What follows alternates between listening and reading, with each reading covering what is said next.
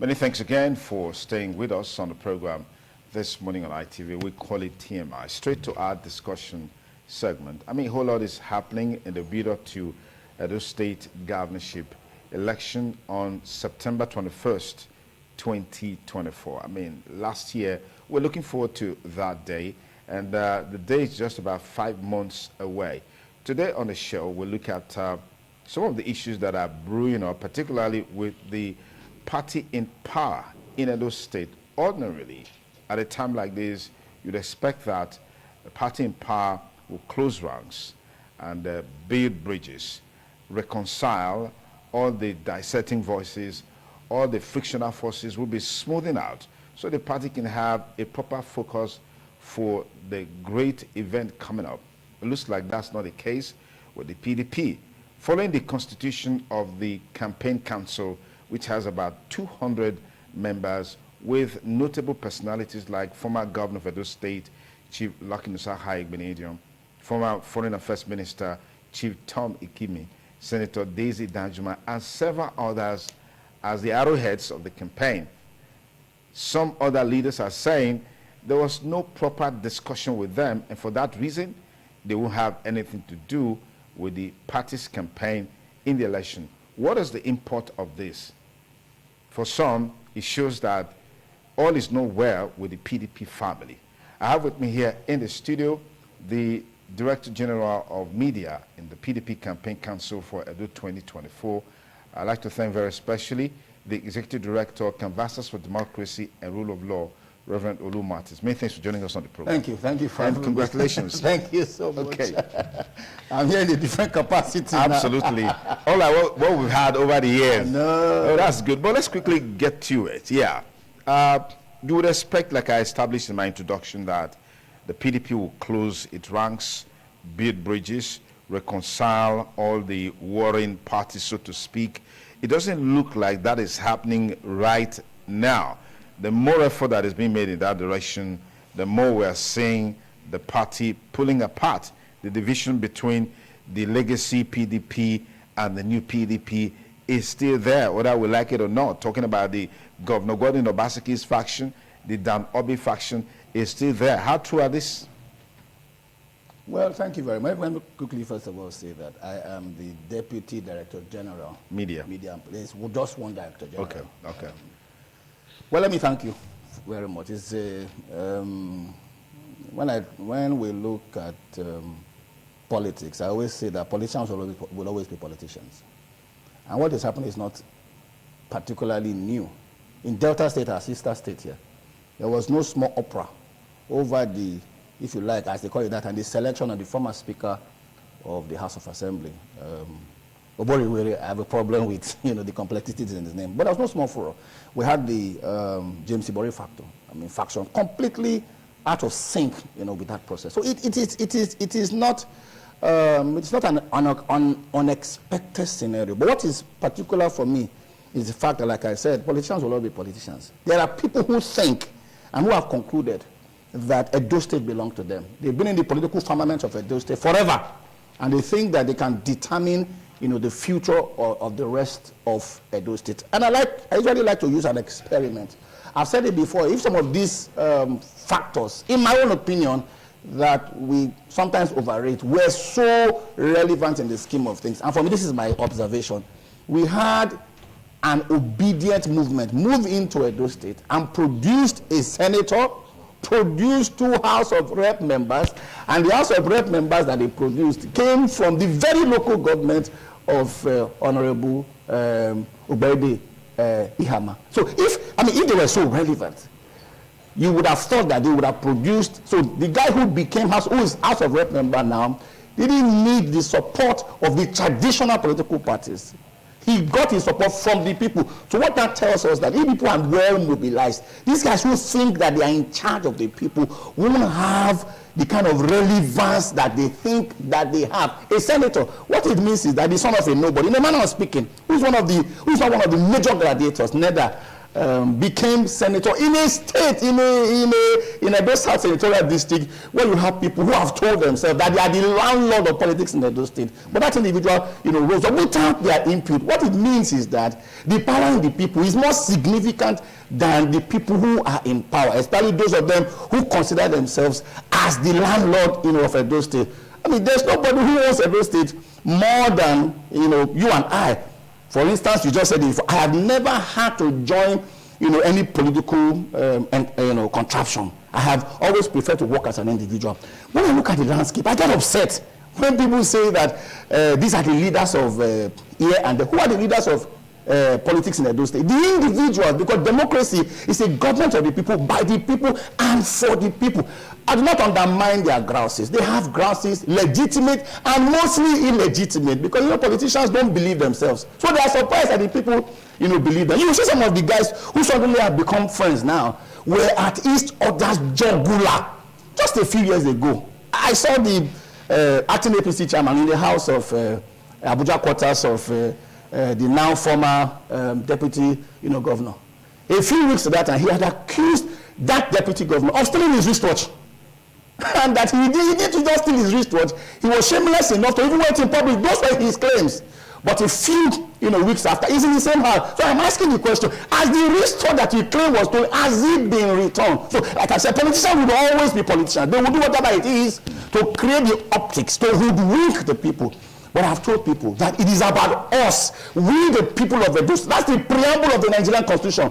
That we the people of the Nigerian state have decided to work together in harmony, hereby enact for us the following constitution. So our focus is the fact that we must continue to sensitize the people. We must continue to mobilize the people that their future belongs to them. And they are the only ones who can determine who will become governor in Edo State, not a few individuals who may have legitimate or illegitimate claim. Is it not interesting that none of them has come to say that Governor Obaseki, whom most of their grass is directed against, impoverished the people of Edo State? That's not their grass. They are not angry that salaries are paid as at when due. They are not angry that there's infrastructural revolution. They are not angry. They are not angry, that the relics of buildings that were left behind by Samuel Ogbemudia are being renovated. That's not the issue. The issue is that they have private understanding with Governor Obaseki, and we were not there. When I say we the people of Edo State were not there. It's like what happened to blind Bartimaeus when Jesus Christ opened his eyes. They said this guy must be a fraud. How can he do a miracle on a Sunday? Doesn't it mean that he must keep the Sabbath day because they want to appear sanctimonious? They want to appear that since they are the Sanhedrin, the thing belongs to them. And the man said, listen to me, man. I don't want to bother myself about the complexities and complications and the innuendos that goes with the religious sentiments of Sabbath day. All I know, sir, is the fact that I was blind, now I can see. And for me, that's critical. I don't know what Chief Danobi had with, I don't know their and I was not privileged, and I'm happy I was not privileged to it. But all I can know is that where I live, when I needed to go jog, I will go the other direction. But down where I live, there are no less than 6 roads that have been tapped without announcement, no flag off, and no commissioning after the roads, have been tapped. All I know is that I used to have a whole lot of problem driving through, what do they call it now? Forestry. I don't have those issues, anymore. All I know is that a particular day in the month, civil servants are paid, their salary against what used to be some 8 years before, Adams Oshomole. I mean, before Governor Obaseki. I've told people that Governor Obaseki's administration, in my candid opinion, is the most decent that we have. We don't have a governor who is using his hand to taste cement. We don't have somebody who is jumping in. There's no chaos. There's no crisis. Yeah, there's no confrontation. But a little bit on that, because there are those who will say in the days of testing the cement with the hand, you had better roads, more durable roads compared to today. Well, durability is how do you measure durability? Durability is maybe the duration for which the road they were having issues with. I agree that there are a few of roads that have such issues. So it borders on quality. So I can tell you now that I live on Second Ogbo. When they were re-asphalting Second Ogbo, when they got to places that they had not yet re-asphalted, I had to drive slowly. The reason I had to drive slowly is that between where was re-asphalted and where had not been re-asphalted, if you go with speed, you would have a heavy descent because of the depth of quota, that was used. I agree that there are a few roads that, weren't properly done, but many of those roads now have been, corrected. Look at what is happening, Ebenezer Road now. And they are not just being reconstructed. We are also talking about urban renewal. Many of them are being lined to give at least, those roads some similitude of modernity. Again, is that none of them are telling us that the problem that we have with Governor Obaseki is that he's not serving the interest of the people.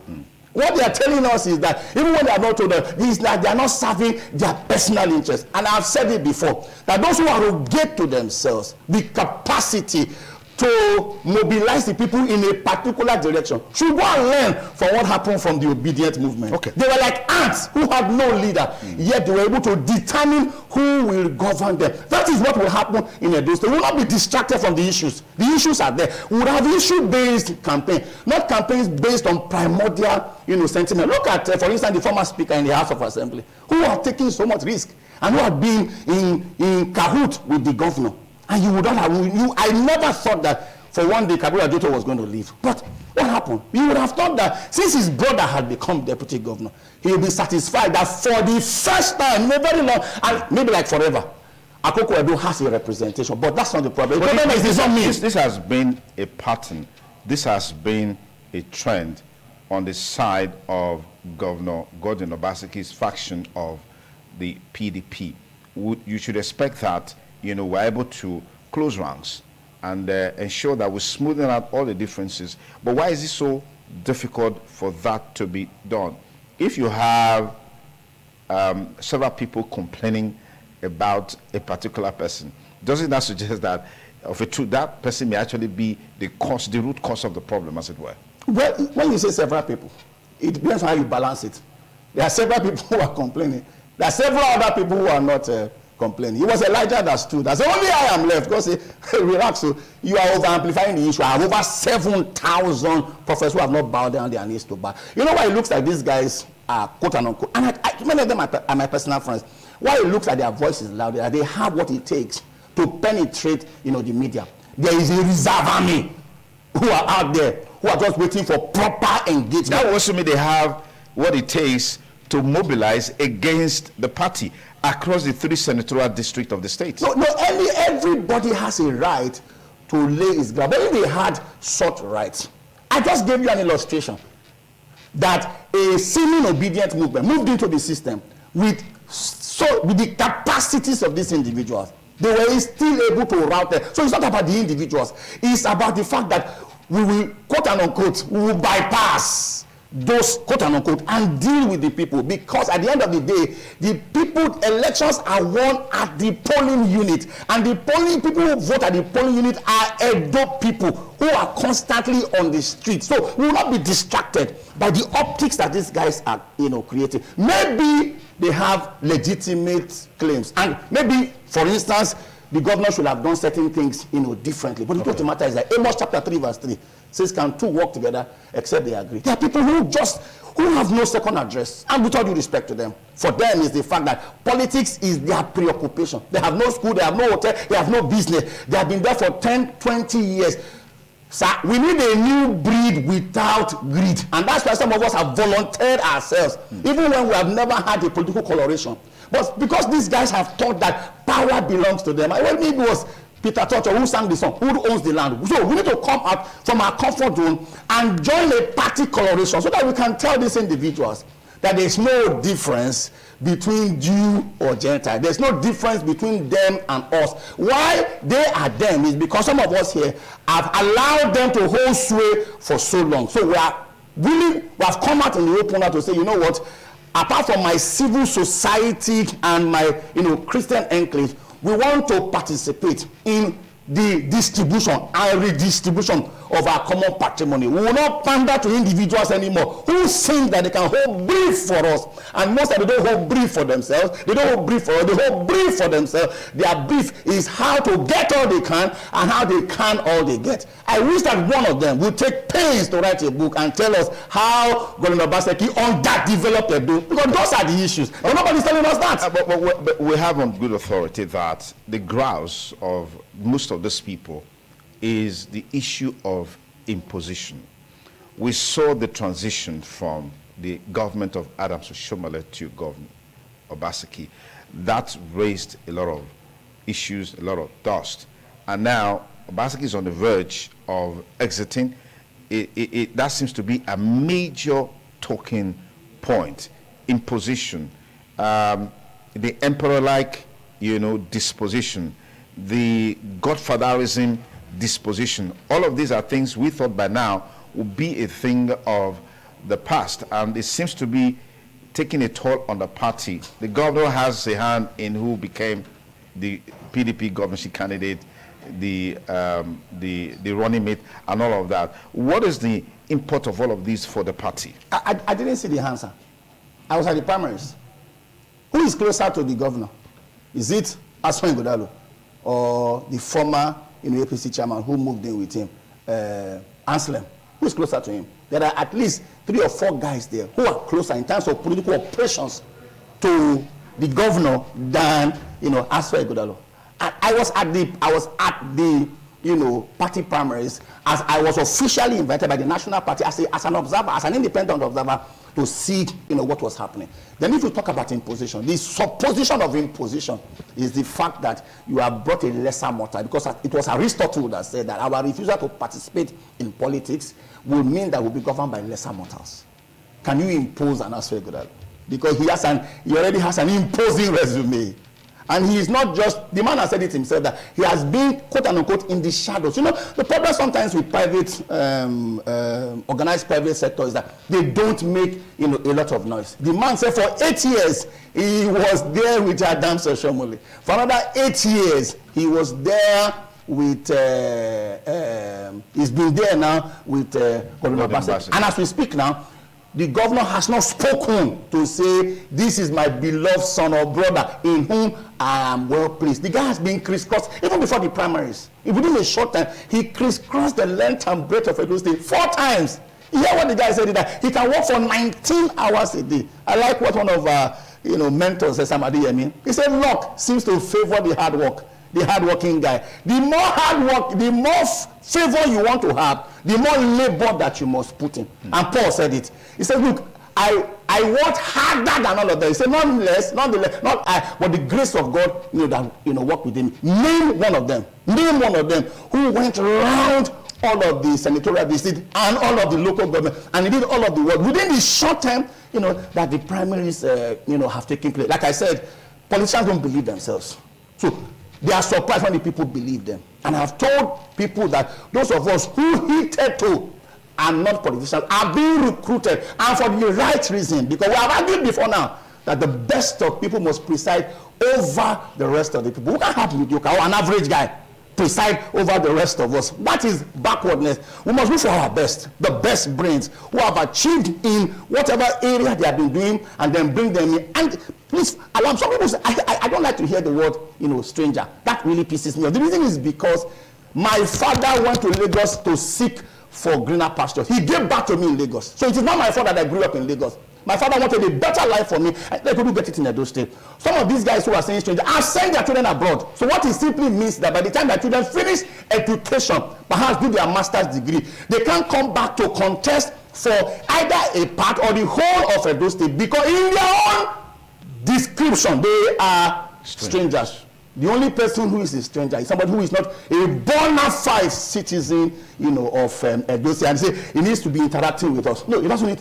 Moses had a wake-up call, sir, and just realize that, what, I need to leave my comfort zone to serve the interest of the people all over the world. Ideas rule the world, and that's why we say our own is going to be issue-based, because we have a man that has the intellectual capacity. We will not be distracted. In terms of those ideas, and keep our covenant with the people. In terms of those ideas, quickly, maybe in a minute, tell us what are the main issues that will define Edo 2024 governorship election? I like what the man says, and he consistently says it everywhere, that you can't ask people to preside over common patrimony and pay them peanuts. If you pay peanuts, you will raise monkeys. So first of all, we must upgrade the thinking by upgrading the pay grade of the guys who are in public service. Fortunately for him, the governor has laid a template for a whole lot of things. So what he needs to do is to build on many of the things, that the governor has done. We have an automated civil service, for instance, and he'll build on that. But I like the way Chief F.R.A. Williams said. He said, look, we are 75. What do we expect in 5 years' time? He says, I don't know what to expect in 5 years' time. When I look back, there are the things that I have achieved. I know what to expect, in 5 years' time. So we may not be clear. Well, even if he doesn't speak to say this is what I want to do, you look at where he's coming from. You look at the A-rate companies that he has been chairman of, and his own company. Look at the excellence. Where some of them are bankrupt or something. They're in distress. No, an individual does not run an organization. Absolutely. And he's chairman. Chairman is it is the CEO that runs an organization. All right. The board, the board of trustees, or whatever they are called, or shareholders are advisory. It's not the responsibility. All right, Reverend Lumatis, thank you so much. It's our curtain raisers for a long journey in the build-up to Edo 2024. Fortunately, governorship so we can quickly correct. We'll be back with us here on several times to be able to have these. This is my first public outing. Fantastic. Because this is where it all started. I know. Anyway, that's it on this segment. Thank you so much for coming. Thank you.